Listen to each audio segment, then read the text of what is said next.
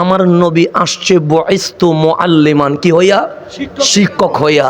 তো নবী যখন আসছে তখন তো স্কুলও নাই, কলেজও নাই, ইউনিভার্সিটি নাই, নবী শিক্ষক হইলেন কেমনে? আল্লাহ ডাক দিন, এই আমার নবীরে ডিস্টার্ব করিস না। মালিক তোমার নবী নিজে বলতেছে আমি অ্যাজ এ টিচার হিসেবে দুনিয়ার জমিনে এসেছি। তো দুনিয়াতে তখন তো মাকতাব ছিল না, মাদ্রাসা ছিল না, বিশ্ববিদ্যালয় ছিল না, তোমার নবী শিক্ষক হইল কেমনে? আল্লাহ বলে আর রহমান আল্লামাল কোরআন। যখন জমিন নামের জমিন নাই, আসমান নামের আসমান নাই, সূর্য নামের সূর্য নাই, তখন আমি রহমান নিজে ইউনিভার্সিটি দিয়া আমি আল্লাহ নিজে শিক্ষক হয়ে গেছে। ইউনিভার্সিটি দিছেন কে?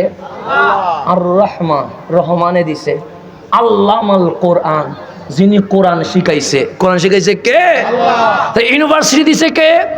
তা আপনাদের ফতেহপুরের এখানে স্কুল মাদ্রাসা আছে না নাই?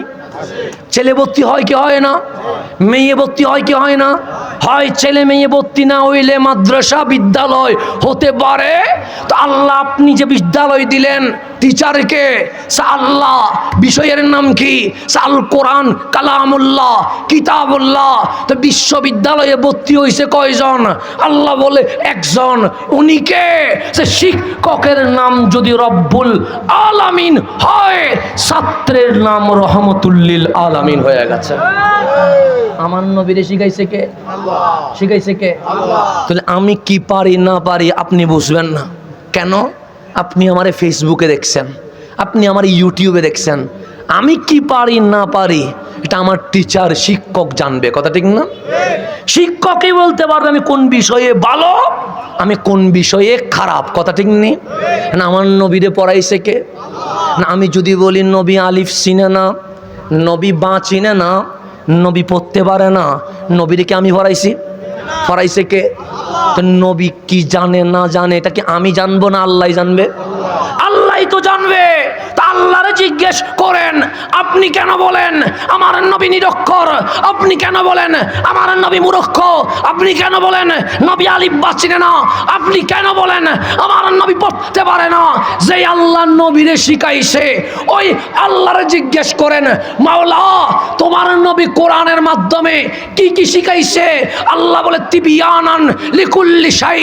আরশও আছে, কমার্সও আছে, সায়েন্সও আছে, যত বিষয় ছিল আছে থাকবে। আমি আল্লাহ আমার কামলিওয়ালারে সব বিষয় পড়াইয়া দিয়ে দিছি। পড়াইছে কে? এখন আমার শিক্ষক আমারে ইংরেজি পড়াইছে কিন্তু আমি শিখতে পারি নাই। এটা কি আমার দোষ না শিক্ষকের দোষ? আমার দোষ। আমার শিক্ষক আমার গণিত শিখাইছে, আমি শিখতে পারি নাই, দোষ কি শিক্ষকের না আমার? এখন আল্লাহ বলে সব শিখাইছি। কে বলে?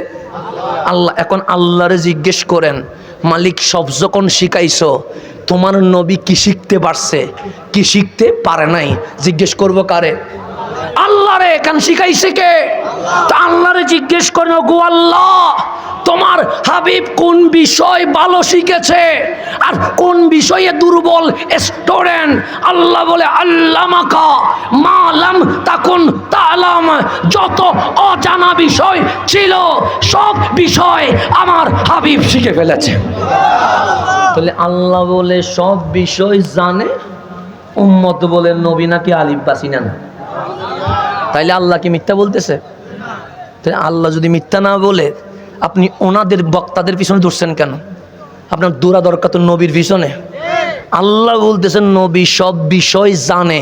এখন আমি যদি বলি নবী মূর্খ, নবী নিরক্ষর, নবী স্কুলে যায় নাই, নবী মক্তবে যায় নাই, সেই জন্য নবী কিছু জানে না, তাহলে আল্লাহর সাথে গাদ্দারি হবে কি হবে না? সেজন্য আমার নবীর বিরোধিতা যারা করে তারা আমাদের বিরোধিতা করে নাই, তারা স্বয়ং আল্লাহর বিরোধিতা করেছে। কথা ঠিক কিনা? এখন আসেন গভীর মনোযোগ, যেহেতু জানাজা আছে আমাকে একটু তাড়াতাড়ি শেষ করতে হবে, আবার আমাদের তাই তো আসতে হবে। হ্যাঁ আয়া পড়ছে আলহামদুলিল্লাহ, উনিও চলে এসেছেন। আপনি আমার দিকে তাকান, এখানে আসলে দেখতে পারবেন ইনশাআল্লাহ। আপনারা যারা জানাজায় উপস্থিত হবেন তারা একটু বসে যান, আমরা সাথে সাথে কি করে ফেলবো জানাজার নামাজ আদায় করবো, যেহেতু আমাদের প্রধান বক্তা মহোদয় আসবেন, উনি যেন এসে কোনো ডিস্টার্ব ফিল না করে, সেজন্য উনি আসা মাত্রই উনি যেন তাকরির কি করতে পারে, শুরু করতে পারে। ভাইজান কেন দিয়ে দিছে?